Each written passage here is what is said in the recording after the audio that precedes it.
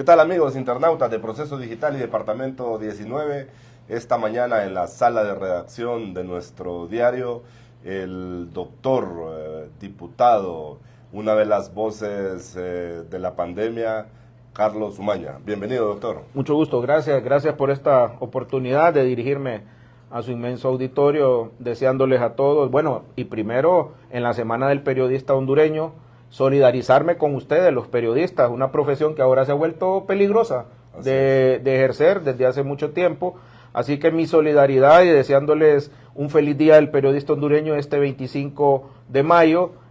Acá estamos, dispuestos a tener un diálogo que enriquezca y dé opinión para el pueblo hondureño. Bueno, le recordamos, el doctor Umaña es un capitalino importado a la ciudad de San Pedro Sula, es de las pocas voces, podemos decir, que siempre están abogando no solo por Honduras, sino también por su ciudad querida, San Pedro Sula, que en estos momentos pasa un montón de crisis, igual que Tegucigalpa y el resto del país.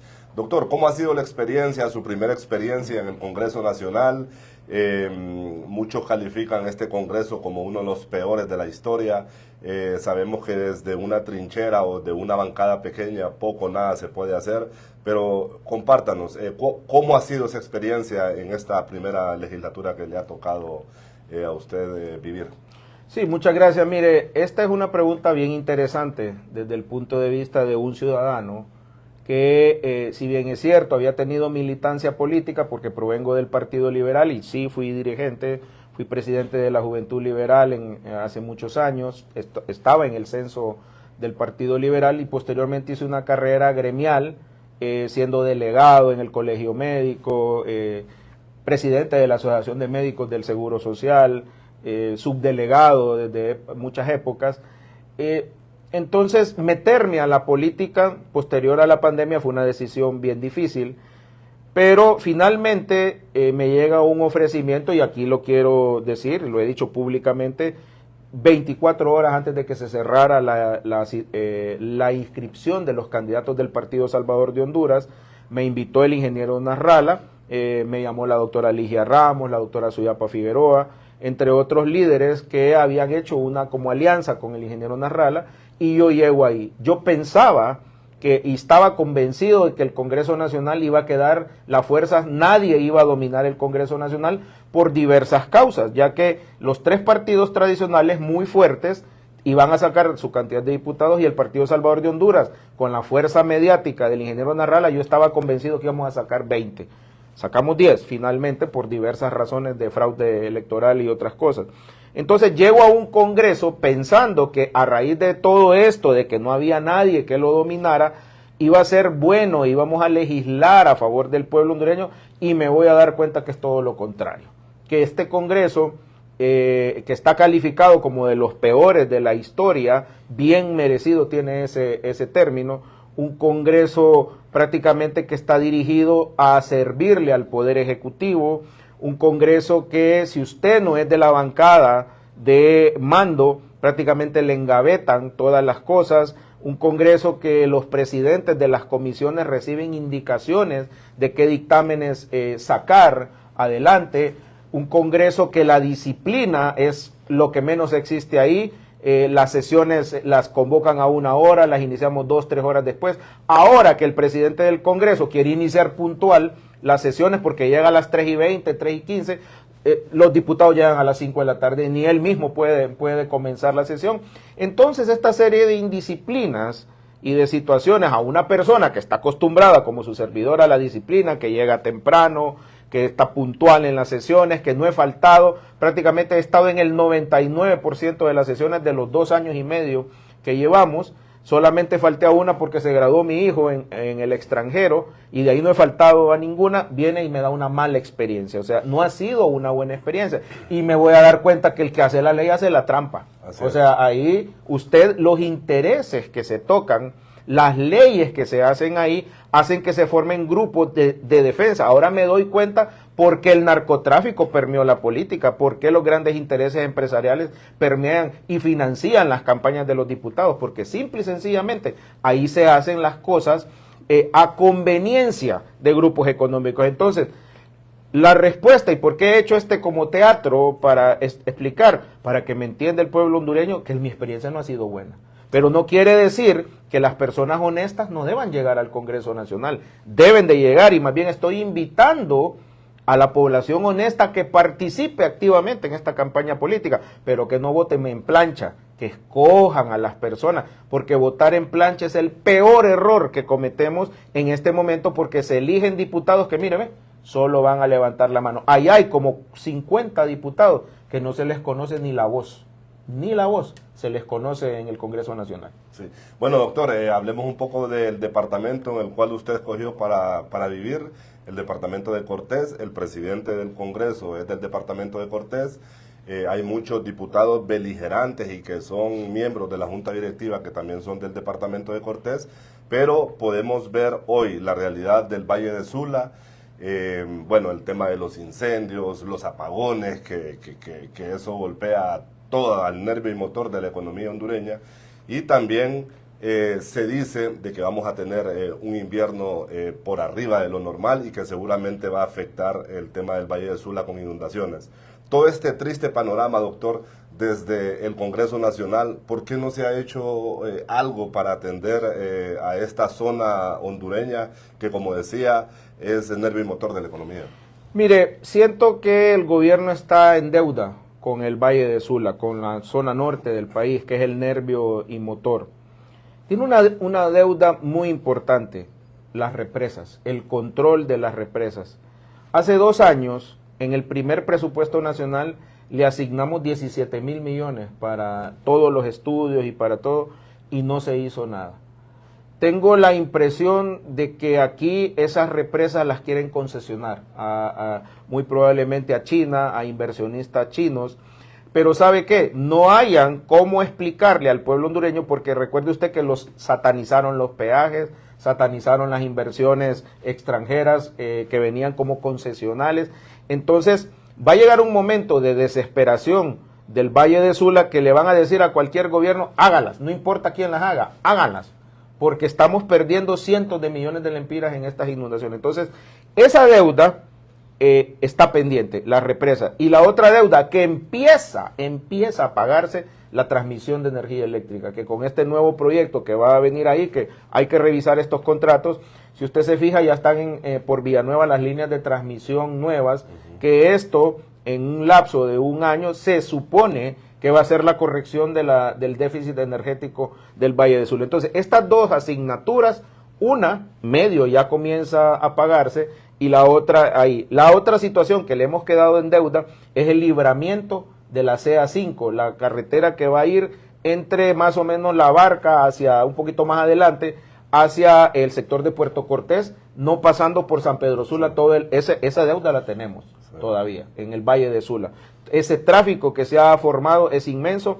Y otra cosa que está en deuda del gobierno, porque el alcalde de San Pedro no es del partido de gobierno y pasa en constante enfrentamiento, son las transferencias a la ciudad de San Pedro Sula. En este momento, San Pedro Sula está subsistiendo sin las transferencias del gobierno. El gobierno alega que no hay auditorías, pero lamentablemente en este momento no estamos bien en ese sentido. Entonces, la ciudad de San Pedro Sula tiene la cadena del siglo XXI, que usted sabe que esa es una cuestión dolarizada, que es una empresa privada que le faltan como 15 años. Así es que el gobierno ha quedado a deber a nuestra ciudad de San Pedro Sula. Y eso le iba a consultar, usted como un sanpedrano ya prácticamente, ¿qué nos puede decir sobre esa situación del alcalde con esas constantes peleas, disputas, incluso muy elevadas de tono contra dirigentes del Partido Libre, contra el propio gobierno? El fin de semana tuvimos un caso que, prácticamente nos confundió como prensa, mientras el alcalde lanzaba un SOS por lo que estaba sucediendo en el Merendón.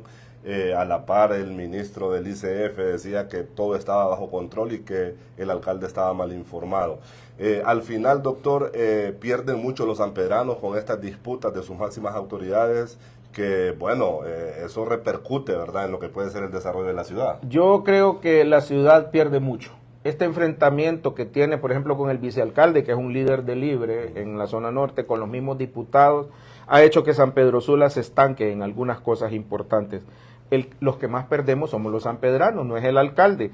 El alcalde al fin y al cabo es un empresario exitoso, tiene sus negocios y el hombre, si quiere seguir de alcalde, probablemente la población lo acuerpe o no, eso es una decisión del electorado de San Pedro, pero los que hemos perdido en este momento somos los sanpedranos, porque lo tienen aislado y entonces él está subsistiendo con los impuestos de San Pedro Sula. Básicamente puede hacerlo, pero San Pedro Sula necesita desarrollo, necesita estos grandes proyectos. Mire, ahorita la situación de las cañeras es una situación bien grave en la zona norte del país.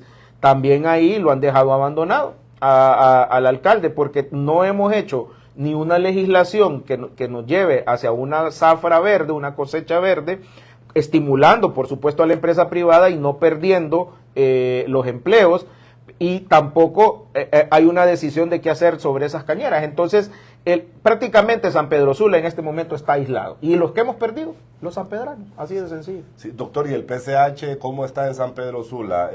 Se ha dicho, bueno, se ha demostrado prácticamente que San Pedro Sula sigue siendo un bastión importante para que un presidente llegue al poder de la nación.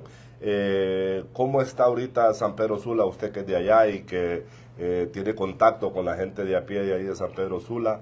¿Hay simpatías con el actual partido de gobierno o realmente la gente está decepcionada? ¿Qué San Pedro Sula es la cuna del narralismo y el ingeniero Narrala tiene mucha apertura ahí. Como movimiento estamos trabajando, casualmente ayer hubo una reunión, ya se está programando, y también hay dos movimientos, además del narralismo en San Pedro Sula. El movimiento Bases del Partido Salvador de Honduras, que es gerenciado por el señor Carlenton Dávila, que es el vicealcalde actual de la ciudad de Tegucigalpa, y está un movimiento que lo está encabezando el diputado suplente de la compañera Fátima, el señor abogado Mauricio Castellano. Ese movimiento también está fuerte en la zona de allá. Pero ¿qué va a suceder? Bueno, en junio hay una asamblea del Partido Salvador de Honduras, ahí se va a decidir si nos vamos a elecciones internas o simplemente se negocian las planillas.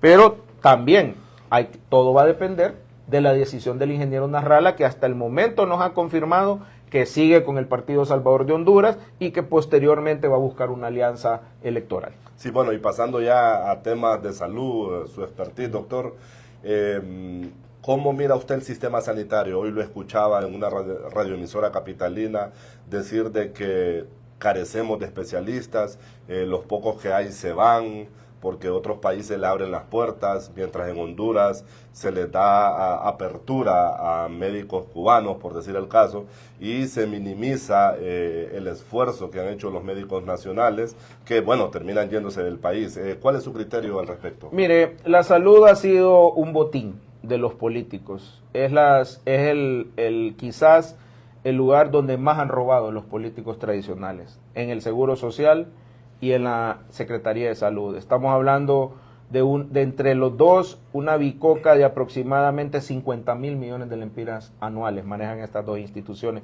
y ha sido botín de los políticos. No ha habido ninguna voluntad tradicionalmente de hacer un cambio, una ley moderna del sector salud, y la que intentaron hacer prácticamente la iba a privatizar y por eso la declararon inconstitucional.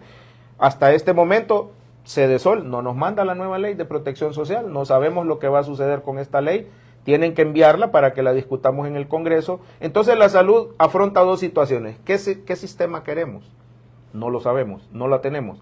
Y segundo, el déficit de recursos humanos.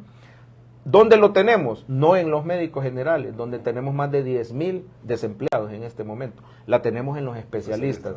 El talón de Aquiles del sistema sanitario son los especialistas y las enfermeras. Enfermeras, aunque usted no lo crea, tenemos pocas enfermeras. También ha sido, ¿por qué tenemos pocos especialistas y pocas enfermeras? Porque el sistema de salud no los ha entrenado, no da el recurso monetario suficiente. Salud, con un presupuesto de 37,000 millones en este momento aproximadamente, ¿sabe cuánto necesita salud para realmente medio funcionar? 52,000 millones. Estamos muy lejos de la cifra en el presupuesto nacional. Entonces, por lo tanto, la formación de médicos residentes, de especialistas, ha sido bien paupérrima. Imagínese que Mi especialidad, anestesiología, cuando yo me fui a estudiar no existía. Yo fui el 8º anestesiólogo en la ciudad de San Pedro Sula. ¿Y hay uno por cada 10.000 habitantes? Hay uno por cada 10.000 habitantes. Nos pone en la cola del mundo. Ni siquiera África está como nosotros. Entonces, y esta es una especialidad que yo la estoy poniendo de ejemplo, que es la mía. Sí. Hay especialidades igual que solo hay 1, 2, 3 por cada 10.000 habitantes.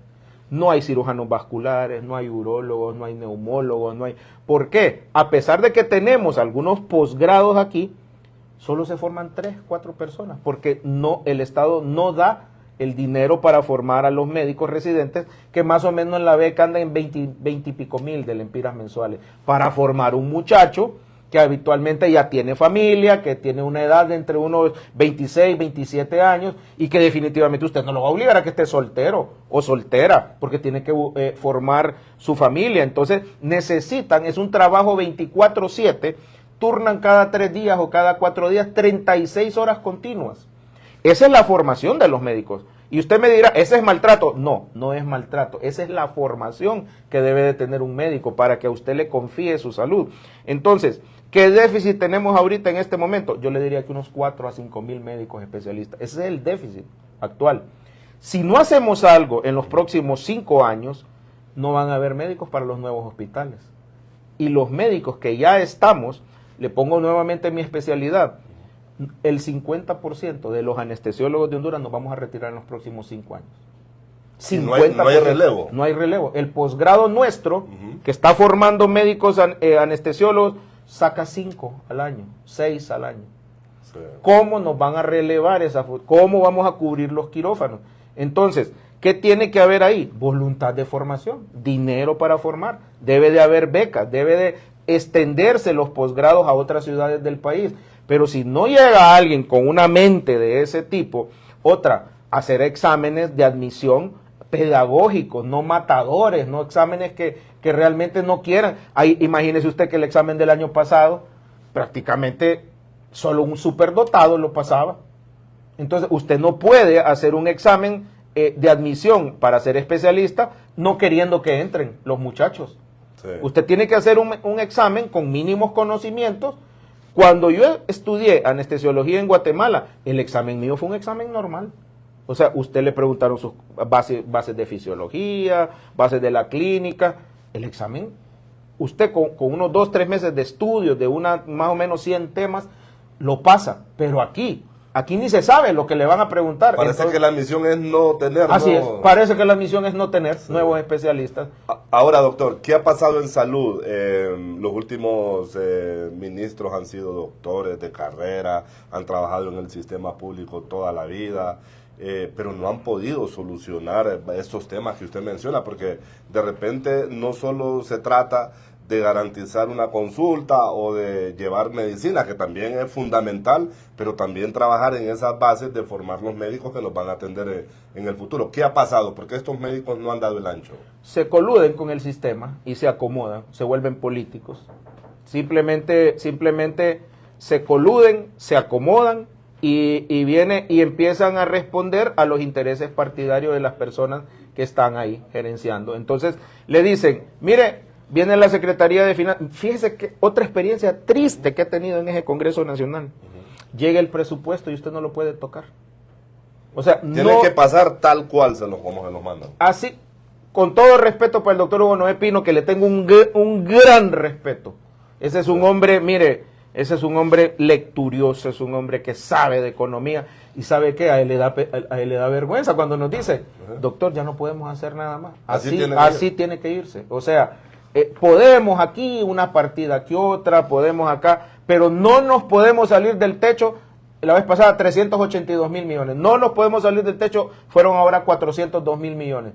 Entonces, ¿qué podemos hacer? O sea, ¿cómo podemos transformar? Si Finanzas no nos manda el próximo presupuesto que va a subir el de salud pública, yo esperaría sinceramente con todo lo que necesitamos para los hospitales y todo, que suba y llegue más o menos a unos 43 mil, 44 mil millones, porque necesitamos 52 mil, pero eso es una misión imposible, salvo que la presidenta se despoje de un montón de programas que pudiera hacer, pudiera subir a esa cantidad de dinero que el colegio médico le ha hecho la publicidad a la presidenta. De todos los estudios que ha hecho el colegio médico, más o menos arroja esa cifra, entre 48 a 52 mil millones de lempiras, que es lo que ocupa la salud, y que conste, para medio sobrevivir, no es que para operar decentemente. Sí, para operar decentemente. Ahora, doctor, usted hoy también lo escuchaba, reflexionaba y decía de que si usted fuera ministro de Salud, prácticamente cogobernaría con el Colegio Médico de Honduras. Vemos que las últimas administraciones de esta secretaría prácticamente han pasado en guerra, incluso se acusan de que los médicos son mafiosos, que los médicos no trabajan. O sea, hay una disputa que al final el más perjudicado es el paciente que va a los hospitales. Así es, mire, entra un ministro de Salud desde hace 20 años a pelear con el Colegio Médico. El Colegio Médico lleva en guerra casi 20 años.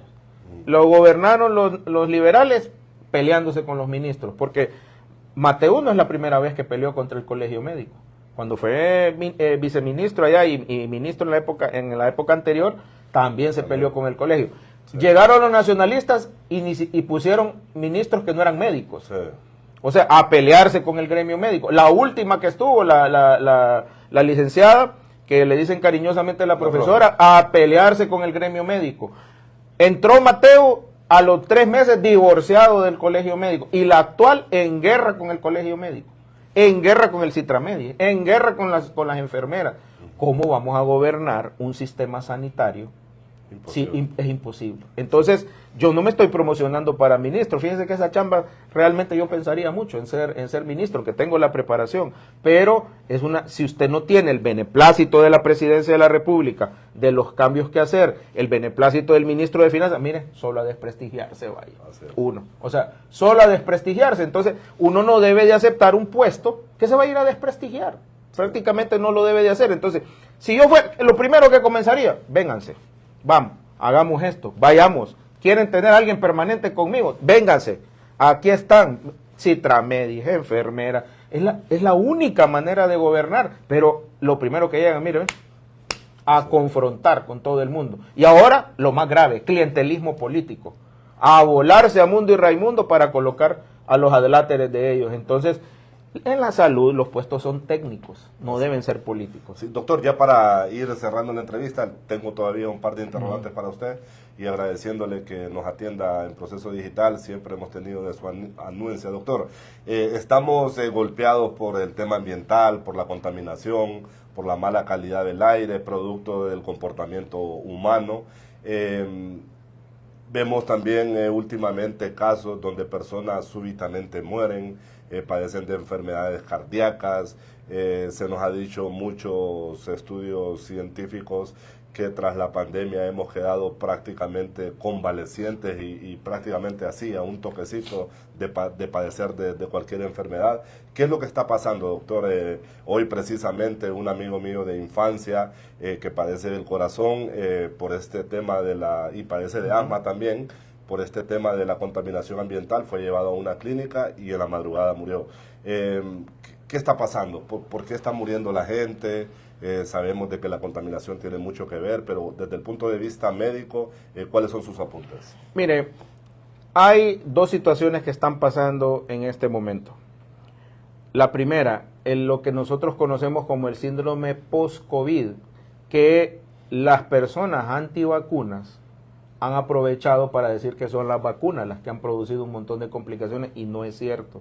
Es el haber padecido COVID-19 que prácticamente lo padeció una gran cantidad de la población. Esto nos está dando lo que se conoce como el síndrome post-COVID de mediano y largo plazo. Son personas que se sienten fatigadas, que le da dolor en el cuerpo, que si usted se fija, a cada rato les da gripe, solo pasan enfermos, pasan con dolores de cabeza. Este es lo que se conoce como el síndrome post-COVID. No son las vacunas. Las vacunas tuvieron efectos secundarios, y quiero aprovechar para decirle a la población, más de 800,000 personas se vacunaron aquí con la vacuna de AstraZeneca, la famosa que retiraron del mercado no por los efectos secundarios, sino porque ya no tiene mercado.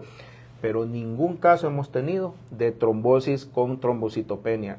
No está reportado. Así que alejen cualquier preocupación, todas estas personas que se vacunaron, ya no se les va a presentar, esta es una complicación temprana, no es tardía, así que no se preocupen.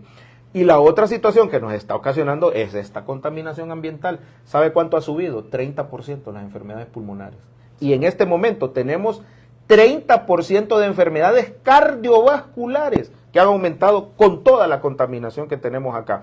Entonces, ¿qué estamos pidiendo los médicos? Si usted es asmático, es hiperreactor bronquial, tiene rinitis alérgica, tiene problemas de la piel, tiene problemas de los ojos, no se vaya a someter a más de una hora en este aire tóxico.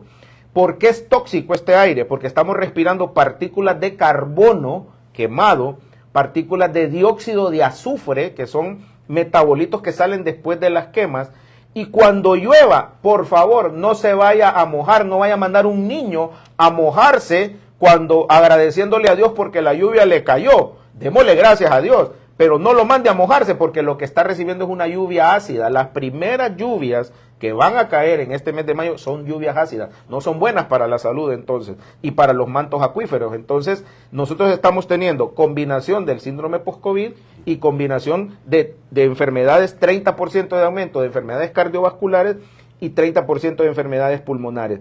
Y la última enfermedad que está haciendo mella y que no le están parando bola, querida población hondureña, y son ustedes los responsables de eliminar los criaderos, es el dengue. Solo la semana anterior de dengue tuvimos más de 100 hospitalizados a nivel nacional. No habíamos tenido eso desde el 2019. Y la otra gran epidemia fue en el 2009. Si las cosas continúan así, el dengue en el próximo mes nos va a hospitalizar un montón de personas. Entonces, por favor, aprovecho este buen espacio para que usted elimine los criaderos en su casa, porque el dengue también nos está atacando. Sí, bueno, doctor, en el Congreso nunca habían habido tantos médicos como ahora. Desde ese poder del Estado, ¿por qué no se hace tanto por la salud? ¿Es difícil no tener el apoyo del oficialismo? ¿Qué es lo que pasa ahí? No nos dejan. Simple y sencillamente, pedimos más presupuesto, no nos lo dan. Metemos las leyes. Fíjense que hemos metido 2 veces la ley de protección social, la de la plataforma y la de un grupo de personas que trabajaron una nueva ley. Entonces los médicos asentimos a que la juntaran las dos. ¿Sabe qué? Las engavetaron. Dijeron, no pasan. Esa ley va a venir desde el Congreso Nacional. Quisimos meter una nueva ley de contratación del Estado para el sector salud, la doctora Ligia Ramos y yo. ¿Sabe lo que nos dijeron? Ni la metan, no va a pasar. ¿Solo para el sector salud? Solo para el sector salud. Sí. ¿Sabe por qué? Porque el sector salud es diferente. Claro. Ahí hay que tener calidad, no puede esperar. No puede esperar. Sí. ¿Sabe lo que nos dijeron? No la metan porque no la vamos a... Entonces, en un congreso donde, si bien es cierto, habemos bastantes médicos, no tenemos el beneplácito ni la voluntad política de que las cosas se discutan, lamentablemente, y todos se acomodan. Entonces, los diputados médicos del Partido de Libertad y Refundación, como son tan disciplinados, se han acomodado. Yo reconozco que el doctor Wilfredo Sabio, que lo pusieron de presidente de la Comisión de Salud en vez de la doctora Suyapa Figueroa, porque a todos los del PSH nos quitaron, reconozco que ha hecho una buena labor, pero llega el momento y no puede hacer nada en el presupuesto, no lo puede aumentar. Entonces, ¿qué han discutido? Leyes de relleno que son necesarias, como la ley de bebidas energizantes, es necesaria, y algunas otras cosas, proyectos de clínicas y otras, pero lo toral, lo de la salud, bloqueado. Sí, doctor, y bueno, ¿va por la reelección usted? ¿Lo ha pensado?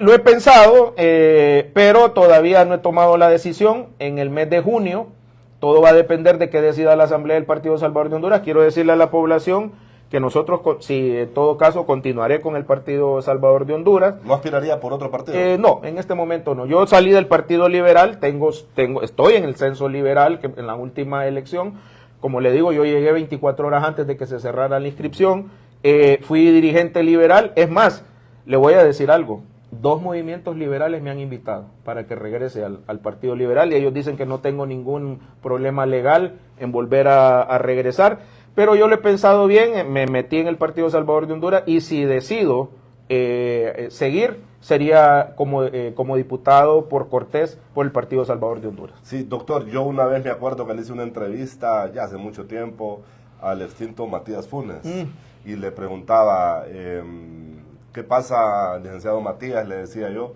que cuando alguien llega al Congreso, sea médico, sea la profesión que sea, después no quieren salir del Congreso. Entonces él me decía, Jorge, fíjese que eso es una pregunta bien interesante, me decía, y para muchos les va a parecer hasta jocoso, me decía él, con su forma de hablar y todo, pero fíjese que cuando uno llega al Congreso, y se lo digo por experiencia propia, me dice, sufre como una especie de embrujo, me dice, que uno después no quiere salir del Congreso, ya sea por el poder, ya sea por todos los beneficios que hay en el Congreso, el reconocimiento, tantas cosas que se dan ahí. ¿Qué pasa, doctor? Realmente llegar al Congreso, después la gente no quiere salir de ahí, aunque muchos, no digo que sea su caso, aunque muchos prácticamente no llegan a hacer nada al Congreso. Mire, es una combinación de reconocimiento, porque usted es una de las 200 personas más importantes del país. Solo 130 personas tienen iniciativa de ley y somos los diputados, el Poder Legislativo y el Poder Ejecutivo a través de la Presidencia de la República. Tiene granjerías ser diputado, reconocimiento de las personas, y por eso la gente le gusta y se enamora de esos puestos. Nosotros pretendemos que el diputado no se reelija más que una sola oportunidad, pero ahí hay gente que tiene 3, 4 periodos de estar enamorados de esto. Es un embrujo realmente. Sí. Entonces, y sin hacer los méritos. Y sin hacer los méritos. Entonces, ¿cuál es el grave problema? Que lo que antes era malo, ahora es bueno. Sí. ¿Cuánto criticó Libre la ley presidencialista orgánica del Congreso Nacional, que se ocupan 86 votos para modificarla? Ahora es buenísimo esa ley. Manejan a su gusto, han camuflajeado el tal fondo departamental, ahora le dicen subvenciones. ¿Y usted ha accedido a las subvenciones? No, somos el Partido Salvador de Honduras, habemos 9 diputados que no accedemos, somos congruentes. En 2 años no han... Nada, pero sí hay personas que sí han accedido de mi partido, les hemos dicho que ellos tienen que darle las explicaciones a los electores, esa es una situación de principios y valores. Lo que antes era malo sigue siendo malo, los diputados no están para manejar dinero. ¿Sabe que eso he tenido problemas con las bases de mi partido? Porque hay mucha gente, y yo les digo, entonces están en el partido equivocado. O sea, usted tiene que tener principios y valores. Si usted dijo y criticó abiertamente eso antes, ¿por qué lo quiere ahora? Y le voy a contar algo, es una auditoría bien floja de esos fondos. Óigame el día que se lo estoy diciendo. Cuando cambien las autoridades y cuando realmente ven independencia, como esos delitos no prescriben, va a haber mucha gente con problemas de manejo de esos fondos de este Congreso Nacional. Usted sabía que con un papel, un recibo, usted llega, sí, yo le di el dinero a tal, o una factura de tal lugar, sí, aquí está, yo se lo di. Ese es el mecanismo de que se consigue en cualquier lugar. En cualquier lugar se consiguen, o sea, no hay... Entonces, ¿cómo va usted a desentar este país? ¿Cómo va a desentar si antes criticaban tanto los que andaban en la Prado? Y hay como 25 Prados estacionadas en el Congreso Nacional. Sí. Es que lo que tenían eran envidia, yo siempre lo he dicho. Sí. Sigue siendo más de lo mismo. Así es, más de lo mismo. Entonces, ¿cómo podemos hacer? ¿Cómo ustedes dos, que son ciudadanos honestos, o las personas que nos están viendo, cómo hacemos? Bueno, depende de ustedes, no voten plancha. No voten plancha. ¿Y sabe qué? Deberíamos de salir a las calles a exigir las reformas a la ley electoral. Ya no, ¿sabe qué? Nos vamos con la misma ley, otra vez. Vamos a tener los mismos problemas. Los mismos problemas, los mismos resultados. Ya van a empezar a pedir la plancha, acuérdese de mí. Cuando voten en plancha, voten en plancha. Y eso es tal vez la peor elección que podemos hacer. Los diputados deben de ser electos por distrito, debe ser en elecciones diferentes del presidente de la República, debe de haber méritos, no escolaridad. Yo estoy en contra de decir que los diputados deben ser profesionales universitarios. Hay mucha gente en Honduras que no tuvo la bendición de ser profesional universitario. Y tiene la capacidad. Y tiene la capacidad de ser diputado. Entonces, claro, ¿por qué le vamos a negar nosotros eso a los hondureños? No, sí, pero debe tener méritos. Mire, tienen que revisarle hasta la último familiar si no está metido en casos de corrupción, de narcotráfico, pero todo eso se olvidó y ahora es buenísimo. Así estamos en nuestro país. ¿Y la ley del familión, el nepotismo que usted metió? Lamentablemente me costó la cabeza de la presidencia de la Comisión de Ética y Transparencia del Congreso Nacional. Era una ley muy novedosa, tenía sanciones, tenía el fin de los contratos, o sea que si se promulgaba, automáticamente quedaban sin contrato, sí. con excepción de la presidencia de la República, que sí tiene derecho a nombrar su círculo, claro, a rodearse de las personas que estime conveniente, quien ejerce la presidencia de la República. El resto, ni siquiera el presidente legislativo y del judicial podía tener familiares, pero aquí es una repartición de puestos que, bueno, vergonzosamente el Banco Interamericano de Desarrollo nos acaba de desnudar. Le dijo Nel Pastel, como decimos a los hondureños, a la ministra: no le podemos seguir pagando un contrato, usted no nos dijo que era su cuñado, y por lo tanto eso es un acto de nepotismo a consideración del Banco Interamericano de Desarrollo, y hoy por hoy el hombre lo despidieron, a saber si le están pagando, ¿verdad? O sea, habría que ver si no le crearon una plaza. Entonces, eso me costó la presidencia de la Comisión de Ética y Transparencia, el haber presentado esa ley. Aquí consideran como que tienen la bendición divina de que cuando usted llega al poder puede meter a quien sea. Sí. Y eso no es así. Aunque no tenga las capacidades. Entonces, eso es lo grave, pues, que está pasando en nuestro país. Doctor, y bueno, se ha criticado mucho de que hay muchos doctores en el Congreso de que tienen sus plazas, no una y no varias, en el sistema público, y igual les pagan como diputados y les pagan toda la plaza que tienen en la Secretaría de Salud, por decir. Su caso, ¿cómo es, doctor? Vemos que su caso es diferente. ¿Cómo es el pago que le hacen a usted? ¿Usted renunció a todo el salario que tenía como médico? ¿Cómo es su caso? Yo tengo una plaza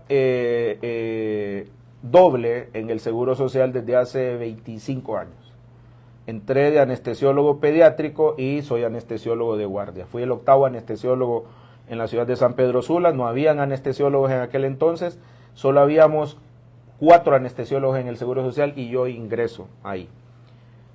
Al ser diputado, lo que he autorizado es a que me deduzcan el dinero que yo no asisto al Seguro Social. Soy el único diputado que no le pagan. He autorizado al Seguro Social, o sea que estoy con permiso sin goce de salario cuando asisto al Seguro Social. Esto es bien importante que la gente lo sepa. Yo soy ético, me parece que es inmoral, a pesar de estar protegido por el artículo 203 de la Constitución, que me permitiría tener permiso con goce de salario, he dicho que no. Soy el único. Los demás colegas, cada quien que explique sus situaciones, todos los demás les pagan les paga o el Seguro Social o les paga la Secretaría de Salud. Yo no, yo soy congruente con mis principios y valores y he aceptado esta situación. El Congreso Nacional, creo que los diputados están para legislar, ese es un artículo constitucional, definitivamente no creo que se cambie porque se ocupan 86 votos, pero es la parte ética de cada ser humano. Sí, bueno, ya con esta me despido, doctor. El próximo fin de semana juega su querido Olimpia soy chuco a morir. Con los coterráneos suyos sanpedranos, que me imagino le han de hacer muchas bromas. Y el próximo fin de semana, pues el Real Madrid también pelea la final de la Champions. ¿Cuáles son sus pronósticos? Así es que va a ser un partido difícil en San Pedro Sula, a las 3 de la tarde el sábado. Es un infierno San Pedro Sula, ustedes no tienen idea de lo que está aconteciendo en San Pedro. Usted sale del carro y ni más ni menos enfréntese a una secadora. Usted camina 5 pasos y empieza a sudar tremendamente. No sé qué está pensando Maratón, se los digo, porque hasta los mismos jugadores del Maratón van a ser afectados.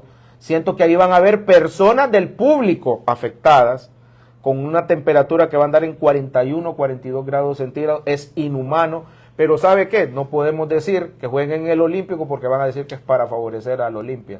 Realmente no es así. Doctor, deben de haber entonces médicos, ambulancias en el Yankel para poder atender todas esas eventualidades. Deben haber médicos y ambulancias en el Yankel porque va a suceder insolación y golpes de calor. Se lo digo porque no es que así está, porque está a 42 grados la ciudad de San Pedro Sula. Y si usted revisa cómo va a estar la semana, no hay ni moscas de lluvia para San Pedro Sula. Entonces va a ser inhumano. Pero creo que el Olimpia va a salir avante, es una sed por el tetracampeonato, está en su momento otra vez en el pináculo. La grama del Yankel, aunque es más alta que la del Nacional, no está en tan mal estado, la han estado cuidando, así que va a favorecer también a los dos equipos, entonces pienso que va a salir bien. Y el Real Madrid es el Real Madrid, pienso que va por esa copa, el ADN del Real Madrid es cuando llega a una final de Champions, casi nunca la pierde. es la despedida de Toni Kroos, que ya se va del Real Madrid, y creo